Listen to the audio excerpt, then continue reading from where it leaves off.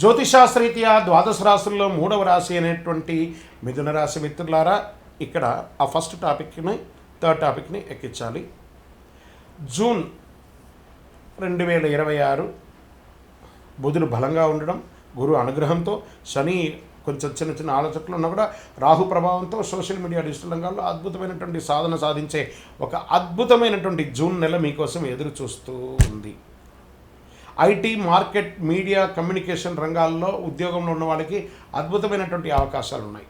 కొత్త బాధ్యతలు వచ్చే అవకాశం ఉన్నాయి. ప్రమోషన్స్ కోసం ఎదురు చూసిన వాళ్ళకి this is the right time అని కూడా చెప్పొచ్చు. ఉద్యోగ మార్పుకు ఆలోచించిన వాళ్ళకి మంచి సమాచారం వస్తుంది. వ్యాపారస్తులకి ఆన్లైన్ ద్వారా లాభాలు పెరిగే అవకాశం. చిన్న కొత్త వ్యాపారం చేయండి. ఇంపోర్ట్, ఎక్స్పోర్ట్స్, టెక్స్టైల్స్ బాగా కలిసి వచ్చే అవకాశాలు ఉన్నాయి. ఆహార ధాన్యాలు, ఫ్రూట్స్, తర్వాత ఏంటంటే వెజిటబుల్స్, ఇలాంటివి ఎక్స్పోర్ట్స్ అంతా కూడా చేస్తే చాలా మంచి అవకాశాలు ఉన్నాయి. ప్రతి రీటైల్ రంగం వారు ఏదో ఒక కొత్త ప్రగతిని స్టార్ట్ చేయండి. మీ కస్టమర్స్ని మీరు కాంటాక్ట్ అవ్వండి. తప్పకుండా రిపీటెడ్ కస్టమర్స్ మీకు వచ్చే అవకాశాలు ఉన్నాయి. వ్యాపారస్తుల ఆన్లైన్లో కూడా మీరు బాగా ఇచ్చేయండి. పార్ట్నర్షిప్లో చిన్న చిన్న అపార్థాలున్నా కూర్చొని మాట్లాడితే అన్నీ తొలగిపోతాయి. ఆర్థికంగా డబ్బులు రావడం కొనసాగుతుంది, కానీ ఖర్చులు కూడా అదే విధంగా పెరుగుతూ వస్తున్నాయి. కొత్త ఇన్వెస్ట్మెంట్స్ మరియు పెద్దల సలహా తీసుకోవడం మంచిది. షేర్ మార్కెట్ స్పెక్యులేషన్లో ఇన్వెస్ట్ చేయండి లాంగ్ టర్మ్, కానీ ఇంట్రాడే ఫ్యూచర్స్, ఆప్షన్స్ ఇవన్నీ ఆడకండి, మిస్ అవుతారు.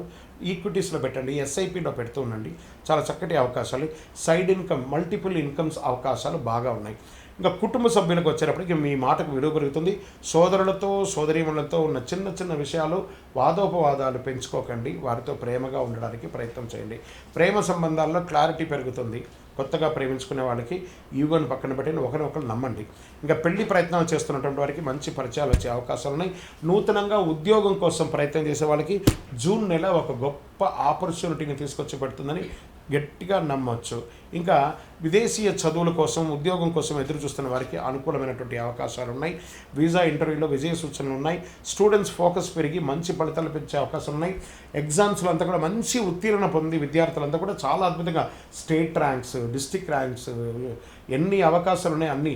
ఇంకా కూడా ఏఐ ద్వారా చాలా టెక్నాలజీని పెంచుకొని విద్యార్థులు బాగా చదవండి. రానున్న రోజుల్లో మీరే ఇప్పుడు ఇంతకుముందు ఉన్నటువంటి మనుషుల్ని నమ్మి కంపెనీలు నడిచేది, ఇప్పుడంతా టెక్నాలజీని నమ్మి నడుస్తుంది. కాబట్టి మీరు ఎంత టెక్నాలజీలో ఫాస్ట్గా ఉంటారో అంత అవకాశాలు మీకు ఉంటాయనేది విద్యార్థులు బాగా గుర్తుపెట్టుకోవాలి. మీ చదువుతో పాటు టెక్నాలజీని కూడా పెంచుకోండి. ఎందుకంటే టెక్నాలజీ మీకంటే చాలా స్పీడ్గా ఆలోచించి ముందుకెళ్తుంది. కాబట్టి విద్యార్థులు దీన్ని నోటీస్ చేసుకోవాలి.